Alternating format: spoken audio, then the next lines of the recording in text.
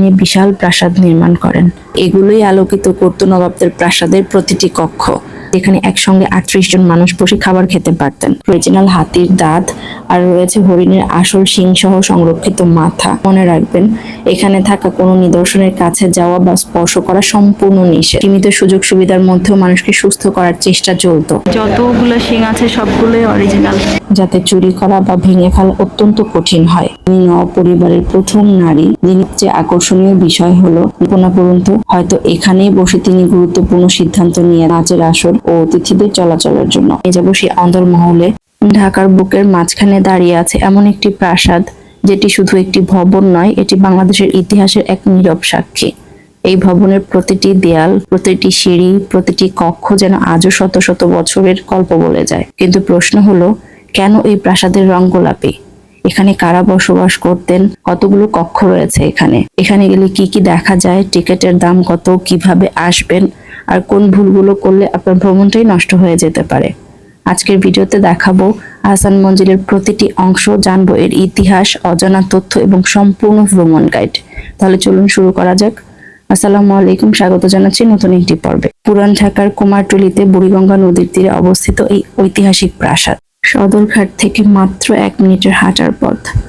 ঢাকার যে কোনো স্থান থেকে বাস, সিএনজি, রিক্সা কিংবা রাইড শেয়ারিং সার্ভিস ব্যবহার করে সহজেই এখানে পৌঁছানো যায়। যদি সদরঘাটে আগে ঘুরে থাকেন, তাহলে একই দিনে আহসান মঞ্জিল ঘুরে দেখা সবচেয়ে ভালো সিদ্ধান্ত হতে পারে। অনেক বছর আগে এই জায়গাটি ছিল একটি বাগান বাড়ি। পরবর্তীতে ঢাকার নবাব পরিবার এটি কিনে বিশাল প্রাসাদ নির্মাণ করেন।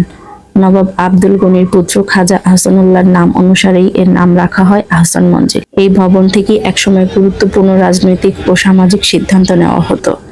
দেশ বিদেশের অসংখ্য অতিথি এসেছেন এখানে। এটি ছিল নবাব পরিবারের ক্ষমতা, ঐশ্বর্য এবং আভিজাত্যের প্রতীক। গোলাপি রঙের এই ভবনটি দূর থেকেই নজর কেড়ে নেয়। ইউরোপীয় ও মুঘল স্থাপত্যের অপূর্ব সমন্বয়ে তৈরি এই ভবনের গম্বুজ, খিলান এবং বারান্দাগুলো অসাধারণ।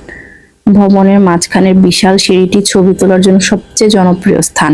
আহসান মঞ্জিলের বাহ্যিক সৌন্দর্য দেখেই যদি মনে করেন ভ্রমণ শেষ, তাহলে কিন্তু সবচেয়ে গুরুত্বপূর্ণ অংশটাই মিস করবেন। কারণ নবাবদের জীবনযাপন, ইতিহাস আর শতবর্ষের ঐতিহ্যের আসল গল্প লুকিয়ে আছে এই গ্যালারিগুলোর ভেতরে। অনেকেই ভাবেন গ্যালারিতে ঢুকতে আবার আলাদা টিকিট লাগে, কিন্তু না, এখানে প্রবেশের জন্য কোনো অতিরিক্ত টিকিটের প্রয়োজন নেই। মূল প্রবেশ টিকিটটি দেখেই আপনি সহজেই গ্যালারিতে ঢুকতে পারবেন।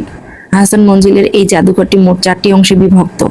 প্রতিটি অংশ রয়েছে ভিন্ন ভিন্ন বিষয়, ভিন্ন ইতিহাস এবং নবাব পরিবারের জীবনধারার অনন্য সব নিদর্শন। কোথাও সংরক্ষিত আছে নবাবদের ব্যবহৃত আসবাবপত্র, কোথাও তাদের ব্যক্তিগত সামগ্রী, আবার কোথাও রয়েছে ঐতিহাসিক আলোকচিত্র, নথিপত্র এবং সেই সময়ের শিল্প সংস্কৃতির মূল্যবান সংগ্রহ। প্রতিটি গ্যালারিতে হাঁটতে হাঁটতে মনে হবে যেন সময়ের স্রোত পেরিয়ে আপনি পৌঁছে গেছেন ঢাকার নবাবী আমলে। দেয়ালের প্রতিটি ছবি, প্রতিটি প্রদর্শনী আর প্রতিটি কক্ষ যেন নিজের ভাষায় শোনাচ্ছে এক একটি ইতিহাস। তাই শুধু ভবনের সৌন্দর্য দেখে ফিরে যাবেন না, একটু সময় নিয়ে গ্যালারির প্রতিটি অংশ ঘুরে দেখুন।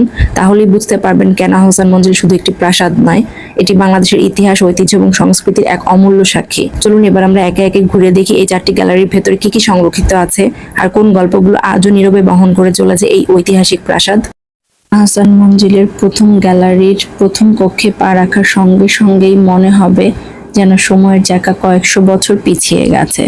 এখান থেকেই শুরু হয় ঢাকার নবাবদের গৌরবময় ইতিহাসের গল্প। গ্যালারির শুরুতেই চোখে পড়বে নবাব খাজা আহসানুল্লাহর প্রতিকৃতি। তার নেতৃত্ব, দূরদর্শিতা এবং সমাজসেবামূলক কর্মকাণ্ড একসময় ঢাকার ইতিহাসকে নতুন মাত্রা দিয়েছিল। এই প্রতিকৃতির সামনে দাঁড়ালে শুধু একজন নবাবকে নয়, একটি যুগকে অনুভব করা যায়। এছাড়া দেখতে পাবেন বাংলাদেশের শিল্প জগতের কিংবদন্তি শিল্পাচার্য জয়নুল আবেদিনের আঁকা একটি অসাধারণ চিত্রকর্ম। ছবিটি শুধু শিল্প নয়, ইতিহাস আর ঐতিহ্যেরও এক নীরব সাক্ষী। এই কক্ষের দেয়াল জুড়ে সাজানো রয়েছে আহসান মঞ্জিলের ইতিহাস, কিভাবে এই প্রাসাদ গড়ে উঠেছিল, কি কি ঐতিহাসিক ঘটনার সাক্ষী ছিল, কিভাবে সময়ের সঙ্গে ধ্বংসস্তূপে পরিণত হয়েছিল এবং পরে আবার জাদুঘর হিসেবে পুনর্জন্ম লাভ করেছে। সবকিছুর তথ্য এখানে ধাপে ধাপে তুলে ধরা হয়েছে। এখন চোখ রাখুন এই কাচের তৈরি ফানুস, কেরোসিন বাতি আর দৃষ্টিনন্দন ঝাড়বাতিগুলোর দিকে। একসময় এগুলোই আলোকিত করত নবাবদের প্রাসাদের প্রতিটি কক্ষ।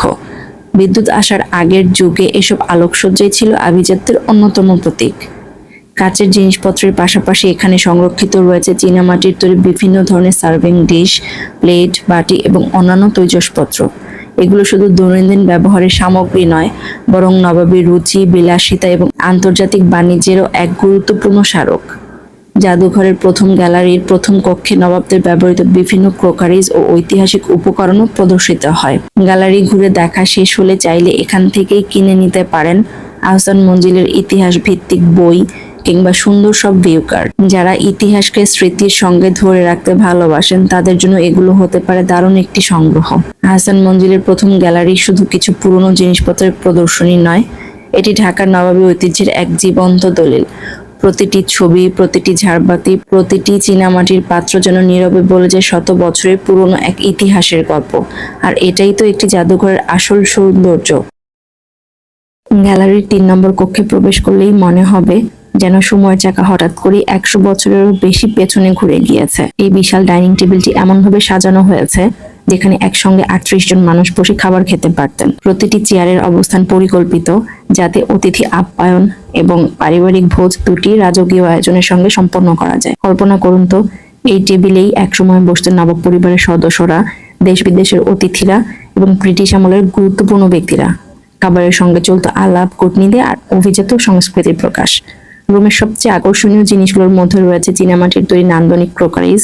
প্রতিটি প্লেট, কাপ, বাটি এবং সার্ভিং ডিশে ফুটে উঠেছে সেই সময়ের রুচি, আভিজাত্য এবং শিল্পের ছাপ। চারপাশে নজর দিলেই দেখতে পাবেন বিভিন্ন ডিজাইনের এবং বিভিন্ন আকারের ল্যাম্পশেড। এক সময়ে এই আলোগুলোই সন্ধ্যার ভোজ সভাকে করে তুলতে আরো মনোমুগ্ধকর ও রাজকীয়।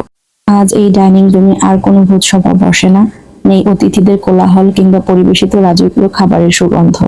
কিন্তু প্রতিটি টেবিল, চেয়ার, প্রতিটি ক্রোকারিজ এখনো সেই গৌরবময় দিনের গল্প নীরবে বলে চলেছে। চলুন এবার আমরা এগিয়ে যাই আহসান মঞ্জিলের পরবর্তী কক্ষে, যেখানে অপেক্ষা করছে ইতিহাসের আরো অজানা গল্প। এই কক্ষে প্রবেশ করলেই আপনার চোখ আটকে যাবে একের পর এক বিরল ঐতিহাসিক নিদর্শনে। এখানে সংরক্ষিত রয়েছে একটি অরিজিনাল হাতির দাঁত, আর রয়েছে হরিণের আসল শিং সহ সংরক্ষিত মাথা, যা সেই সময়ের শিকার সংস্কৃতি ও নবাবদের অভিজাত জীবনযাত্রার এক নীরব সাক্ষী। শুধু তাই নয়, এই কক্ষে প্রদর্শিত হয়েছে যুদ্ধের সময় নবাবদের ব্যবহৃত বিভিন্ন তলোয়ার, বর্শা, ঢাল এবং অন্যান্য ঐতিহাসিক অস্ত্র। প্রতিটি নিদর্শন বহন করছে শত বছরের ইতিহাস, সাহসিকতা আর রাজকীয় ঐতিহ্যের গল্প। তবে একটি বিষয় অবশ্যই মনে রাখবেন, এখানে থাকা কোনো নিদর্শনের কাছে যাওয়া বা স্পর্শ করা সম্পূর্ণ নিষেধ। সবকিছু নিরাপদ দূরত্ব থেকেই দেখতে হবে। এই অমূল্য ঐতিহাসিক সংগ্রহগুলো সংরক্ষণের জন্য জাদুঘর কর্তৃপক্ষ অত্যন্ত কঠোর নিরাপত্তা ব্যবস্থা বজায় রেখেছে। তাই দূর থেকে দেখেই এই দুর্লভ সংগ্রহগুলোর সৌন্দর্য ও ইতিহাস উপভোগ করুন। কক্ষ নম্বর 6। এই গ্যালারিতে রয়েছে স্যার আহসানুল্লাহ জুবিলি মেমোরিয়াল হাসপাতালে ব্যবহৃত বিভিন্ন ধরনের চিকিৎসার সরঞ্জাম। এসব যন্ত্রপাতির সময়কাল 1935 থেকে 1940 সালের মধ্যেই, আর এগুলো সংগ্রহ করা হয়েছে আহসান মঞ্জিল থেকেই। হাসপাতালটি 1935 সালে চালু হলেও অজানা কারণে 1940 সালের পর বন্ধ হয়ে যায়। দরিদ্র ও বিশেষ করে রক্ষণশীল নারীদের চিকিৎসা দেওয়ার উদ্দেশ্যে এটি প্রতিষ্ঠিত হয়েছিল। প্রতিটি যন্ত্রের দিকে তাকালে মনে হয় এগুলো শুধু চিকিৎসার সরঞ্জাম নয়, এগুলো একটি সময়ের গল্প, যখন সীমিত সুযোগ সুবিধার মধ্যেও মানুষকে সুস্থ করার চেষ্টা চলত। এখানে রয়েছে সেই সময়কার বহির্বিভাগের রোগীদের নাম লিপিবদ্ধ করার একটি রেজিস্ট্রার। বছরের পর বছর কেটে যাওয়ায় কালি অনেকটাই মুছে গিয়েছে। নামগুলো এখনো প্রায় অস্পষ্ট, কিন্তু প্রতিটি বিবর্ণ পৃষ্ঠার আড়ালে লুকিয়ে আছে অসংখ্য মানুষের জীবনের গল্প, যাদের স্মৃতি আজ ইতিহাসের অংশ হয়ে রয়েছে। আহসান মঞ্জিলের এই গ্যালারি শুধু পুরনো চিকিৎসা যন্ত্রের প্রদর্শনী নয়, এটি আমাদের চিকিৎসা ইতিহাসের এক অমূল্য দলিল। লর্ড মিন্টো, তারপরে যে আছে লর্ড কার্জন, এর সব ডিটেলস লেখা আছে। এই ছবিগুলো যাদের, তাদের ডিটেলস সম্পর্কিত লেখা আছে। আগা খান, নাম্বার দিয়ে দিয়ে ডিটেলস, নিচে কোনটা কী কাজে ইউজ হতো, কত সালে সংগ্রহ করা হয়েছে, সবই ডিটেলস লেখা নিচে। জাদুঘরের প্রতিটি কক্ষেরই রয়েছে আলাদা পরিচয় এবং নিজস্ব ইতিহাস।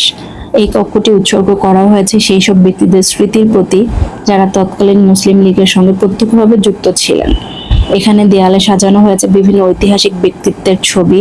শুধু ছবিই নয়, তাদের কর্মজীবন, রাজনৈতিক অবদান এবং সেই সময় তাদের গুরুত্বপূর্ণ ভূমিকার সংক্ষিপ্ত তথ্য তুলে ধরা হয়েছে। প্রতিটি ফ্রেম যেন ইতিহাসের একটি জীবন্ত দলিল। আপনি যদি ধৈর্য নিয়ে প্রতিটি তথ্য পড়েন তাহলে বুঝতে পারবেন কিভাবে সেই সময়ের রাজনৈতিক কর্মকাণ্ড পরিচালিত হতো এবং কোন কোন ব্যক্তি গুরুত্বপূর্ণ সিদ্ধান্ত গ্রহণে ভূমিকা রেখেছিলেন। তবে শুধু রাজনৈতিক ইতিহাসই নয়, এই কক্ষের আরেকটি বড় আকর্ষণ হলো সেই সময়ের সভা ও অতিথি আপ্যায়নে ব্যবহৃত বিভিন্ন ধাতব তৈজসপত্র। এখানে দেখতে পাবেন দৃষ্টিনন্দন চায়ের পাত্র, জগ, দুধদান, কেটলি, মোমবাতির স্ট্যান্ড, হুক্কার খোল, ফুলদানি, পিকদান, ঢাকনাযুক্ত পরিবেশন পাত্র, ফলপাত্র, সাবানদানি, কৌটা, আতরদান এবং গোলাপ বাঁশ। প্রতিটি জিনিসই তৈরি করা হয়েছে অত্যন্ত নিখুঁত কারুকাজে। অনেক পাত্রে রয়েছে সূক্ষ্ম নকশা, যা সেই সময়কার শিল্পরুচি এবং অভিজাত সংস্কৃতির পরিচয় বহন করে। সবচেয়ে আকর্ষণীয় বিষয়গুলোর একটি হলো এখানকার ডাইনিং টেবিল, যেখানে গুরুত্বপূর্ণ অতিথিদের আপ্যায়ন করা হতো। পাশাপাশি রয়েছে একটি সুন্দর অষ্টকোণ ইতালিয়ান টেবিল, যার নকশা এবং নির্মাণশৈলী আজও দর্শনার্থীদের মুগ্ধ করে। এই আসবাবগুলো শুধু ব্যবহারের জন্য ছিল না, এগুলো ছিল সেই সময়কার সৌন্দর্য বর্ধন, আভিজাত্য এবং সামাজিক মর্যাদার প্রতীক। মুসলিম লীগ কক্ষটি ঘুরে দেখার পর একটি বিষয় পরিষ্কার হয়ে যায়, যেটি হলো ইতিহাস শুধু বইয়ের পাতায় সীমাবদ্ধ নয়। মানুষের ব্যবহৃত প্রতিটি জিনিস, প্রতিটি আসবাব এবং প্রতিটি ছবির মধ্যেও ইতিহাস জীবন্ত হয়ে থাকে। আপনি যদি কখনো এই জাদুঘরে আসেন, তাহলে এই কক্ষটি অবশ্যই সময় নিয়ে ঘুরে দেখবেন, কারণ এখানে সংরক্ষিত প্রতিটি নিদর্শন আপনাকে নিয়ে যাবে কয়েক দশক আগের এক ভিন্ন সময়ে, যেখানে রাজনীতি, সংস্কৃতি এবং অভিজাত জীবনযাত্রা একসঙ্গে ইতিহাসের অংশ হয়ে আছে। জাদুঘরের পরবর্তী কক্ষে আরও চমকপ্রদ ইতিহাস অপেক্ষা করছে, তাই ভিডিওটি শেষ পর্যন্ত দেখুন আর ইতিহাসের এই অসাধারণ ভ্রমণে আমাদের সঙ্গেই থাকুন। বিলিয়ার্ড কক্ষ, আচ্ছা লাইট, বিলিয়ার্ড খেলার জন্য বিলিয়ার্ড বোর্ডের উপরে লাইট, বেশি আলোর জন্য। আর এগুলো কিন্তু সবই অরিজিনাল। হরিণের যে শিংগুলো, এখানে যতগুলো শিং আছে সবগুলোই অরিজিনাল। এভাবে স্টিলের বাউন্ডারি করে আটকে দেয়া আছে, যাতে ভেতরে ঢুকে কেউ নষ্ট করতে না পারে। কি সুন্দর ছিল এই কাজগুলো, সোফাগুলোর ডিজাইন কি সুন্দর। ঘুরে ফিরে এখন এগুলোই আসে, চলে। এখানে একটা দরজা ছিল যেটা ক্লোজ করে দেওয়া হয়েছে। এরপর আছে সিন্দুক কক্ষ। এই অংশে প্রবেশ করলেই চোখে পড়বে বিভিন্ন ডিজাইন এবং বিভিন্ন আকারের অসংখ্য সিন্দুক। কোথাও পুরোটা লোহার তৈরি, আবার কোথাও কাঠের গায়ে লাগানো হয়েছে মোটা লোহার পাত, যাতে সহজে ভাঙা বা কাটা না যায়। সেই সময়ে ব্যাংকের প্রচলন আজকের মতো ছিল না, তাই জমিদার, নবাব ও ধনী ব্যবসায়ীরা তাদের নগদ অর্থ, স্বর্ণালংকার, গুরুত্বপূর্ণ দলিল, মূল্যবান রত্ন এবং পারিবারিক সম্পদ সংরক্ষণের জন্য ব্যবহার করতেন এই ধরনের শক্তপোক্ত সিন্দুক। প্রতিটি সিন্দুক তৈরি করা হয়েছে এমন ভাবে যাতে চুরি করা বা ভেঙে ফেলা অত্যন্ত কঠিন হয়। মোটা লোহার গায়ে শক্তিশালী তালা, ভারী দরজা এবং নিখুঁত কারিগরি, সব মিলিয়ে এগুলো ছিল সেই সময়ের নিরাপত্তা প্রযুক্তির অনন্য উদাহরণ। এই কক্ষের সবচেয়ে আকর্ষণীয় নিদর্শনগুলোর একটি হলো 94টি লকারযুক্ত বিশাল সিন্দুক। কল্পনা করুন, একটি সিন্দুকের ভেতরে রয়েছে 94টি আলাদা লকার। প্রতিটি লকারে আলাদা করে রাখা যেত গুরুত্বপূর্ণ নথি, গয়না কিংবা মূল্যবান জিনিসপত্র। এটি শুধু একটি সিন্দুক নয়, বরং এক ধরনের ব্যক্তিগত ভল্ট, যা সেই সময়ের উন্নত নিরাপত্তা ব্যবস্থার পরিচয় বহন করে। প্রতিটি সিন্দুকের গায়ে সময়ের ছাপ স্পষ্ট, কোথাও রং বিবর্ণ হয়েছে, কোথাও ধাতুর উপর জমেছে পুরনো দিনের দাগ, তবুও তাদের দৃঢ়তা আজও বিস্ময় জাগায়। এত বছর পরেও এগুলো দাঁড়িয়ে আছে ইতিহাসের নীরব সাক্ষী হয়ে। এই সিন্ধুগুলোর সময়কাল 19বিংশ শতাব্দী। এগুলো সংগ্রহ করা হয়েছে আহসান মঞ্জিল থেকেই। এই রুমটির নাম দেওয়া হয়েছে নওয়াব পরিচিতি। এখানে দেখতে পাবেন নওয়াব সলিমুল্লাহের প্রতিকৃতি। তিনি শুধু ঢাকার নওয়াবই ছিলেন না, বরং উপমহাদেশের রাজনৈতিক ইতিহাসে গুরুত্বপূর্ণ ভূমিকাও রেখেছেন। তার সময়ে ঢাকায় গুরুত্বপূর্ণ নতুন মাত্রা লাভ করে এবং শিক্ষা ও জনকল্যাণমূলক নানা উদ্যোগ এগিয়ে যায়। এই কক্ষে আরও রয়েছে বেগম জুলেখা বানুর ছবি। তিনি ছিলেন পরিবারের কন্যা এবং নওয়াব পরিবারের দৌহিত্রী। তার জীবনের সবচেয়ে উল্লেখযোগ্য অর্জন হলো তিনি নওয়াব পরিবারের প্রথম নারী, যিনি 1927 সালে কলকাতা বিশ্ববিদ্যালয় থেকে স্নাতক ডিগ্রি অর্জন করেন। সেই সময় নারীদের উচ্চশিক্ষা ছিল অত্যন্ত বিরল, তাই তার এই সাফল্য ইতিহাসে বিশেষ গুরুত্ব বহন করে। এখানে আরও দেখতে পাবেন নওয়াব খাজা আহসানুল্লাহ এবং তার পিতা নওয়াব আব্দুল গনিয়ের প্রতিকৃতি। তাদের জনকল্যাণমূলক কাজ, শিক্ষা বিস্তার, দাতব্য কার্যক্রম এবং ঢাকার উন্নয়নে অবদানের সংক্ষিপ্ত বিবরণও এই কক্ষে তুলে ধরা হয়েছে। প্রতিটি তথ্যফলক যেন ইতিহাসের একটি করে জীবন্ত অধ্যায়। তবে এই কক্ষের সবচেয়ে আকর্ষণীয় বিষয় হলো ঢাকার নবাব পরিবারের বিশাল বংশতালিকা। একটি বড় চার্টে প্রজন্মের পর প্রজন্মের পারিবারিক সম্পর্ক সুন্দরভাবে উপস্থাপন করা হয়েছে। অনেক শিক্ষার্থী, গবেষক এবং ইতিহাস প্রেমীর জন্য এটি অত্যন্ত মূল্যবান তথ্যসূত্র। এই কক্ষেই কাচের শোকেসের ভেতরে সাজানো রয়েছে এমন কিছু নিদর্শন যেগুলো শুধু ধাতব বস্তু নয়, এগুলো নবাব পরিবারের প্রশাসন, সম্মান, ঐতিহ্য এবং সামাজিক মর্যাদার নীরব সাক্ষী। সবচেয়ে আগে চোখে পড়বে রৌপ্য নির্মিত মুদ্রা, এরপর দেখতে পাবেন বিভিন্ন ধরনের সিল বা সিলমোহর। এছাড়াও রয়েছে বিভিন্ন ধরনের badge, medal holder, coat pin, rubber stamp এবং স্মারক ব্যাজ। এগুলোর প্রতিটিরই ছিল আলাদা ব্যবহার ও আলাদা গুরুত্ব। এই গ্যালারিটি সম্পূর্ণভাবে উৎসর্গ করা হয়েছে নবাব সলিমুল্লাহর স্মৃতির উদ্দেশ্যে। এখানে সংরক্ষিত প্রতিটি বস্তু শুধু একটি পুরনো জিনিস নয়, বরং ইতিহাসের এক জীবন্ত সাক্ষী। সবার আগে চোখে পড়বে নবাব সলিমুল্লাহর ব্যবহৃত অলংকৃত চেয়ার। কল্পনা করুন তো, হয়তো এখানেই বসে তিনি গুরুত্বপূর্ণ সিদ্ধান্ত নিয়েছেন, অতিথিদের সঙ্গে সাক্ষাৎ করেছেন কিংবা জমিদারির নানা বিষয় পরিচালনা করেছেন। এরপর দেখতে পাবেন নবাবের ব্যবহৃত হুক্কা এবং গড়গড়া। গ্যালারির আরেকটি আকর্ষণ হলো নবাব সলিমুল্লাহর ব্যবহৃত তরবারি। এটি শুধু একটি অস্ত্র নয়, বরং সম্মান, সাহস এবং নেতৃত্বের প্রতীক। এর পাশেই রয়েছে বেয়োনেট, যা সে সময়ের সামরিক ব্যবহারের গুরুত্বপূর্ণ অস্ত্রগুলোর একটি। আরও রয়েছে দৃষ্টিনন্দন হাতছড়ি, গুপ্তি। প্রধান সিঁড়ির ঘর এক নজর দেখলেই বোঝা যায় শুধু যাতায়াতের জন্য নয়, এটি ছিল নবাবের রুচি, সৌন্দর্যবোধ এবং স্থাপত্য শৈলীর এক অনন্য নিদর্শন। এই সিঁড়ির প্রতিটি ধাপ, নকশা আর বিশাল খোলা পরিসর যেন আজও অতীতের রাজকীয় ইতিহাসের গল্প শুনিয়ে যায়। উপরে তাকালেই দেখা যায় উঁচু সিলিং, যা পুরো কক্ষটিকে আরো বেশি প্রশস্ত ও অভিজাত করে তুলেছে। আহসান মঞ্জিলের আরেকটি বিশেষ বৈশিষ্ট্য হলো প্রতিটি ফ্লোরের সিলিং এর উচ্চতা অনেক বেশি। সেই সময় এমন নকশা শুধু সৌন্দর্যের জন্য নয়, প্রাকৃতিকভাবে ঘরকে ঠান্ডা এবং আরামদায়ক রাখার জন্যও করা হতো। শুধু সিলিং নয়, এখানকার দরজা ও জানালাগুলো অসাধারণ উঁচু এবং বিশাল আকৃতির। প্রতিটি প্রবেশপথ এতটাই বড় যে সহজেই পর্যাপ্ত আলো ও বাতাস পুরো ভবনের প্রতিটি কক্ষে প্রবেশ করতে পারত। তখন তো আর এয়ার কন্ডিশন ছিল না, তাই স্থপতিরা এমন বুদ্ধিদীপ্ত নকশা করেছিলেন যাতে প্রাকৃতিক আলো এবং বাতাস পুরো প্রাসাদকে আরামদায়ক রাখে। এই কারণে দিনের বেশিরভাগ সময় কক্ষগুলোতে থাকতো উজ্জ্বল, শীতল এবং প্রাণবন্ত। এখন আমরা এসে পৌঁছেছি এই ঐতিহাসিক মিটিং রুমে। প্রথম দেখাতেই চোখে পড়বে সুসজ্জিত পরিবেশ, যেখানে রয়েছে বিভিন্ন ধরনের কাঠের তৈরি টেবিল ও অলংকৃত চেয়ার। প্রতিটি আসবাবপত্র শুধু বসার জন্য নয়, বরং সেই সময়ের রুচি, ঐতিহ্য এবং অভিজাত জীবনযাত্রার একটি গুরুত্বপূর্ণ সাক্ষী। ধারণা করা হয় এই ধরনের কক্ষেই গুরুত্বপূর্ণ বৈঠক, আলোচনা এবং বিভিন্ন প্রশাসনিক সিদ্ধান্ত গ্রহণ করা হতো। টেবিলের চারপাশে সুন্দরভাবে সাজানো চেয়ারগুলো যেন আজও সেই ইতিহাসের নীরব সাক্ষী হয়ে দাঁড়িয়ে আছে। আহসান মঞ্জিলের 23 নম্বর কক্ষে আপনাকে স্বাগতম। এই কক্ষটির নাম বলরুম বা নাচঘর। এক সময়ে এই হলরুমে নবাব পরিবারের আয়োজিত নাচ, সঙ্গীত এবং বিশেষ অতিথিদের সম্মানে জাঁকজমকপূর্ণ অনুষ্ঠান অনুষ্ঠিত হতো। এই ঘরে প্রবেশ করতেই প্রথমেই চোখে পড়বে একটি দৃষ্টিনন্দন গ্র্যান্ড পিয়ানো। কাঠ ও কাচের কারুকাজে তৈরি এই বাদ্যযন্ত্রটি শুধু সঙ্গীতেরই প্রতীক নয়, বরং সেই সময়ের আভিজাত্য ও রুচিরও নিদর্শন। উপরে তাকালেই নজর কেড়ে নেয় উঁচু ও নান্দনিক সিলিং, চারিদিকে ছড়িয়ে থাকা রাজকীয় পরিবেশ যেন মুহূর্তেই আপনাকে শত বছরেরও বেশি পুরনো নবাবী যুগে ফিরিয়ে নিয়ে যায়। ঘরের দুই পাশে সারিবদ্ধভাবে রাখা হয়েছে আরামদায়ক সোফা। এখানে বসে অতিথিরা উপভোগ করতেন নৃত্য, সঙ্গীত এবং বিভিন্ন সাংস্কৃতিক পরিবেশনা। আর মাঝখানের প্রশস্ত ফাঁকা অংশটি রাখা হয়েছিল নাচের আসর ও অতিথিদের চলাচলের জন্য। এই কক্ষের সবচেয়ে আকর্ষণীয় নিদর্শনগুলোর একটি হলো নবাব বা প্রধান অতিথির জন্য বিশেষভাবে তৈরি অলংকৃত চেয়ার। চেয়ারটির নকশা সত্যিই অসাধারণ। দুই হাতলে খোদাই করা হয়েছে দুটি বানরের অবয়ব। সামনে থেকে দেখলে মনে হয় যেন দুটি বানর চেয়ারের দুই পাশে বসে চেয়ারটিকে পাহারা দিচ্ছে। এমন সূক্ষ্ম কারুকাজ সেই সময়ের দক্ষ শিল্পীদের অসাধারণ সৃজনশীলতার পরিচয় বহন করে।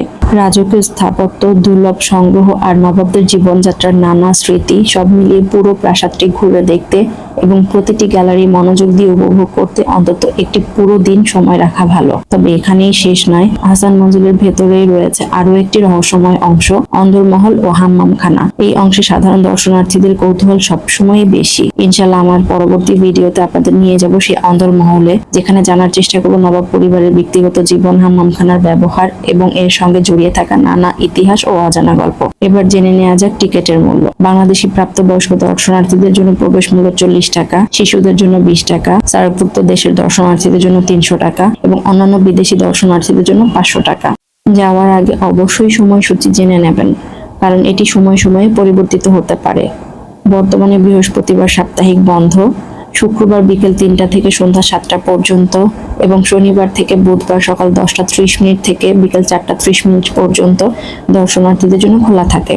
আপনি যদি ইতিহাস জানতে ভালোবাসেন, স্থাপত্য উপভোগ করেন কিংবা পরিবার নিয়ে একটি সুন্দর দিন কাটাতে চান, তাহলে এই জায়গাটি অবশ্যই আপনার ভ্রমণ তালিকায় থাকা উচিত। ভিডিওটি ভালো লাগলে একটি লাইক দিন, বন্ধুদের সঙ্গে শেয়ার করুন এবং এমন আরো বিস্তারিত ভ্রমণ গাইড দেখতে আমাদের চ্যানেলটি সাবস্ক্রাইব করে পাশে থাকা বেল আইকনটি অন করে রাখুন। পরবর্তী ভিডিওতে আমরা আবার হাজির হব বাংলাদেশের আরেকটি অসাধারণ ঐতিহাসিক ও দর্শনীয় স্থানের গল্প নিয়ে। ততক্ষণ পর্যন্ত ভালো থাকুন, নিরাপদে ভ্রমণ করুন। আল্লাহ হাফেজ।